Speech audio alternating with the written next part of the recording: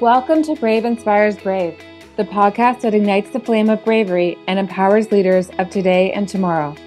I'm your host, Heather McWilliam, and I'm thrilled to have you join me on this incredible journey.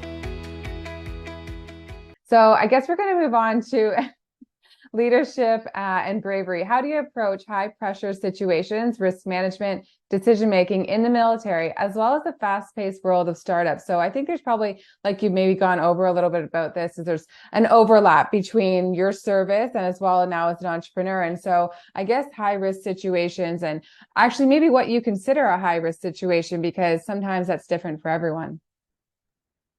Absolutely. There are, as you know, there are all kinds of risk. There's physical risk. There's proximal risk. There's risk to the organization. There's risk to the strategy and risk to the mission. There's risk to the individual. Financial risk. So I could go on. There are many, many different kinds of risk. Stepping back in a crisis or a pressure situation, the number one thing that great leaders do is remain calm. The best leaders that I have known, that I have served with, and this may sound counterintuitive, they were actually the calmest and in fact provided the greatest clarity and the greatest support for the team. And they actually galvanized the team more effectively in times of crisis, chaos, or catastrophe. And so when I step back and I think about that my best practices and lessons learned are I have never witnessed a team or a leader solve any problem in a crisis situation by being agitated, angry, emotional. Number one, remain calm. That famous flag that we see everywhere with many different slogans now, keep calm and carry on, right? That's what comes to mind. That's what I think of. Early in my career, a lot of the risks that I faced were physical. And when you are in a high pressure, high risk situation, and the risk is to your life or to the, or even more so to the lives of those around you,